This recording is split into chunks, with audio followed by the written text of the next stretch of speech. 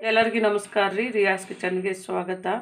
ಇವತ್ತು ನೀವು ನೋಡ್ತಾ ಇರ್ಬೋದು ರೀ, ಇಲ್ಲಿ ನಾನೊಂದು ಬಾಂಬೆ ರವೆ ಅಂತ ನೋಡ್ರಿ ಅದನ್ನು ತೊಗೊಂಡಿದ್ದೀನಿ. ಚಿರೋಟಿ ರವೆ ಅಲ್ಲ, ಬಾಂಬೆ ರವೆ ತೊಗೊಂಡಿದ್ದೀನಿ ರೀ. ಇದರೊಳಗೆ ಒಂದು ಉಪ್ಪಿಟ್ಟು ಮತ್ತು ಚಟ್ನಿಯನ್ನು ಮಾಡಿ ತೋರಿಸ್ತಾ ಇದ್ದೀನಿ. ಬೆಳಗಿನ ಬ್ರೇಕ್ಫಾಸ್ಟು ತುಂಬ ಬೇಗ ಆಗಬೇಕು ಮತ್ತು ಟೇಸ್ಟಾಗಿರ್ಬೇಕು ನೋಡಿರಿ. ಹಾಗಾಗಿ ನಮ್ಮ ಚಾನಲ್ ಯಾರು ಹೊಸ ಸಬ್ಸ್ಕ್ರೈಬ್ ಮಾಡಿದಿರಿ ನಿಮ್ಮೆಲ್ಲರಿಗೂ ಧನ್ಯವಾದಗಳು. ಯಾರು ನಮ್ಮ ವಿಡಿಯೋನ ನೋಡ್ತಾ ಇದ್ದೀರಿ ಪ್ಲೀಸ್ ಸಬ್ಸ್ಕ್ರೈಬ್ ಮಾಡಿ, ಲೈಕ್ ಮಾಡಿ, ಶೇರ್ ಮಾಡಿ. ಇವಾಗ ಈ ಒಂದು ಕಪ್ನಲ್ಲಿ ರವೆಯನ್ನು ತೊಗೊತಿದ್ದೇವೆ ನೋಡ್ರಿ. ಇವಾಗ ಇದೇ ಕಪ್ನಲ್ಲೇ 3 ಕಪ್ನಷ್ಟು ನೀರನ್ನು ತೊಗೊಳ್ಳೋಣ್ರಿ. ಅಂದರೆ ನಾವು ಉಪ್ಪಿಟ್ಟಿಗೆ ಸ್ವಲ್ಪ ನೀರನ್ನು ಜಾಸ್ತಿನೇ ಹಾಕ್ತೀವಿ. ಇವಾಗ ನಾನಿದು 2ನೇ ಕಪ್ಪನ್ನು ಹಾಕೋತಾ ಇದ್ದೇನೆ ರೀ. ಇವಾಗ ಇಲ್ಲಿ ನಾನು 3 ಕಪ್ಪನ್ನು ಹಾಕಿ ಈ ಒಂದು ನೀರನ್ನು ಬಿಸಿ ಮಾಡೋಕ್ಕೆ ಇಟ್ಕೊಳ್ಳೋಣ. ಇವಾಗ ನಾನು ಇಲ್ಲೊಂದು ಕಡಾಯನ್ನು ಇಟ್ಕೊಂಡಿದ್ದೇನೆ ರೀ. ಈ ಎಣ್ಣೆಯನ್ನು ಬಿಸಿ ಮಾಡೋಕ್ಕೆ 1-2 ಟೇಬಲ್ ಸ್ಪೂನಷ್ಟು. ಇದಕ್ಕೆ ನೋಡಿರಿ, ಇವಾಗ ನಾನು ಒಂದು ಮುಷ್ಟಿಯಷ್ಟು ಕಡಲೆಬೇಳೆಯನ್ನು ಹಾಕ್ತಾ ಇದ್ದೀನಿ.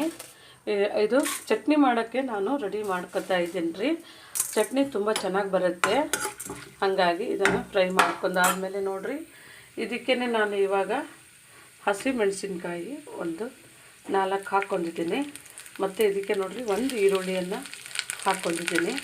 ಅಂದರೆ ಸ್ವಲ್ಪ ಫ್ರೈ ಮಾಡೋಣ. ಇದು ಹಾಫ್ ಫ್ರೈ ಆದರೆ ಸಾಕು, ಫುಲ್ ಫ್ರೈ ಏನಾಗೋದು ಬೇಡ್ರಿ. ಸ್ವಲ್ಪನೇ ಈ ಥರನೇ ಬಾಡಿಸ್ಕೊಳ್ಳೋಣ. ಒಂದು ಟೊಮೆಟೊವನ್ನು ಹೆಚ್ಚು ಹಾಕ್ಕೊಂಡಿದ್ದೀನಿ ರೀ, ಹುಳಿ ಟೊಮೆಟೊ ಮೀಡಿಯಮ್ದು. ಇಲ್ಲಿ 1 ಇಂಚು ಶುಂಠಿಯನ್ನು ಹಾಕೋತಾ ಇದ್ದೀನಿ. ಈ ಶುಂಠಿಯನ್ನು ಇದರೊಟ್ಟಿಗೆ ಮತ್ತು ಟೊಮೆಟೊವನ್ನು ಇದರೊಟ್ಟಿಗೆ ಫ್ರೈ ಮಾಡ್ಕೊಳ್ಳೋಣ. ಇವಾಗ ನಮ್ಮದು ಹಾಫ್ ಫ್ರೈ ಆಗಿದ್ದರೆ ಸ್ವಲ್ಪನೇ ಹುಣಸೆ ಹಣ್ಣನ್ನು ಹಾಕೋತಾ ಇದ್ದೀನಿ. ಇದನ್ನು ಹಾಕ್ಕೊಂಡು ಸ್ವಲ್ಪನೇ ಫ್ರೈ ಮಾಡ್ಕೊಳ್ಳೋಣ. ಸ್ವಲ್ಪನೇ ರುಚಿಗೆ ತಕ್ಕಷ್ಟು ಉಪ್ಪನ್ನು ಹಾಕ್ತಾ ಇದ್ದೀನಿ ರೀ. ಇದು ಇವಾಗ ನಮಗೆ ರೆಡಿ ಆಗಿದೆ. ಇದನ್ನು ಸ್ವಲ್ಪನೇ ನಾವು ಸ್ಟವನ್ನು ಆಫ್ ಮಾಡಿಕೊಂಡು ಆರಿಸ್ಕೊಳ್ಳೋಣ ರೀ. ಇವಾಗ ನಾವು ರವೆಯನ್ನು ಫ್ರೈ ಮಾಡ್ಕೊಳ್ಳೋಣ. ಇವಾಗ ನಾವು ಇದನ್ನು ಬಿಸಿ ಮಾಡೋಕ್ಕೆ ಇಟ್ಕೊಂಡಿದ್ದೇವೆ ರೀ. ಇದಕ್ಕೇ ನಾವು ಇವಾಗ 1 ಕಪ್ ರವೆ ಇಟ್ಕೊಂಡಿದ್ದೇವಲ್ಲ ಅದನ್ನು ಹಾಕೋತಾ ಇದ್ದೀನಿ ರೀ. ಇದು ಸ್ವಲ್ಪ ಆಯಿಲ್ ಹಾಕ್ಲಾರ್ದೇ ಫಸ್ಟಿಗೆ ನಾವು ಇದನ್ನು ಫ್ರೈ ಮಾಡೋಣ ರೀ. ಆಮೇಲೆ ಸ್ವಲ್ಪನೇ ಆಯಿಲ್ ಹಾಕ್ಕೊಂಡು ನಾವು ಫ್ರೈ ಮಾಡಬೇಕು. ಇವಾಗ ನೋಡ್ಬೋದು ನಮ್ಮದು ಸ್ವಲ್ಪನೇ ಇದು ಫ್ರೈ ಆಗಿದೆ. ಇವಾಗ ನಾನು 1-2 ಟೇಬಲ್ ಸ್ಪೂನ್ನಷ್ಟು ಆಯಿಲನ್ನು ಹಾಕ್ಕೋತಾ ಇದ್ದೀನಿ ರೀ. ಅಂದರೆ ನಮಗೆ ಸ್ವಲ್ಪ ಇದು ಬಿಡಿ ಬಿಡಿಯಾಗಿ ಉಪ್ಪಿಟ್ಟು ಮತ್ತು ಬರಬೇಕಂತಂದರೆ ನಾವು 1-2 ಟೇಬಲ್ ಸ್ಪೂನು ನೀವು ಕ್ವಾಂಟಿಟಿ ನೋಡಿಬಿಟ್ಟು ಹಾಕೋರಿ.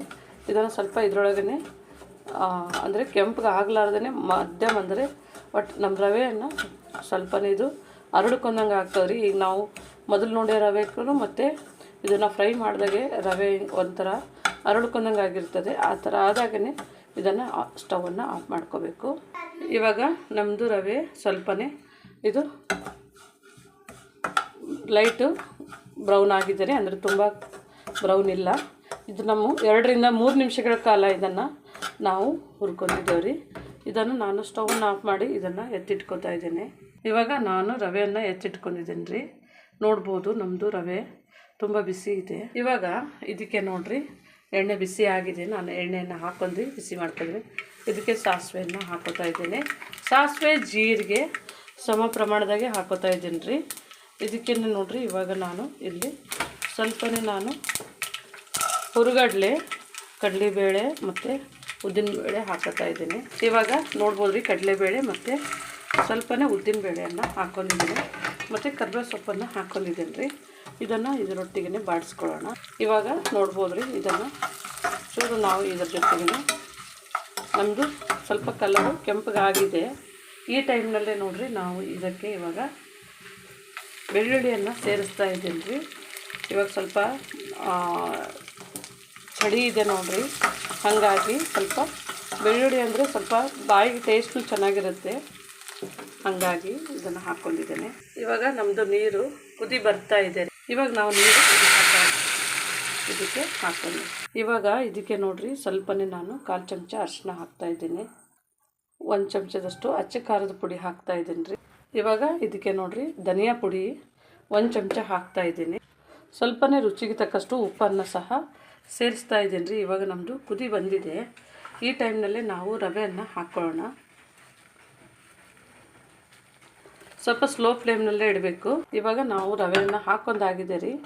ಇದರೊಟ್ಟಿಗೆ ಸ್ವಲ್ಪನೇ ಸ್ಲೋ ಆಗಿ ನಾವು ಇದರೊಟ್ಟಿಗೆ ಸ್ವಲ್ಪನೇ ಮಿಕ್ಸ್ ಮಾಡೋಣ. ಇವಾಗ ನೋಡ್ಬೋದು ರೀ, ನಮ್ಮದು ಇದು ಮಿಕ್ಸ್ ಆಗಿದೆ. ಇವಾಗ ನಾನು ಒಂದು 2 ರಿಂದ 3 ನಿಮಿಷಗಳ ಕಾಲ ಇದನ್ನು ಮುಚ್ಚಿ ಬೇಯಿಸ್ತಾ ಇದ್ದೇನೆ. ಇವಾಗ ನಾನು ಇಲ್ಲೊಂದು ಮಿಕ್ಸಿ ಜಾರ್ ತೊಗೊಂಡಿದ್ದೇನೆ ರೀ.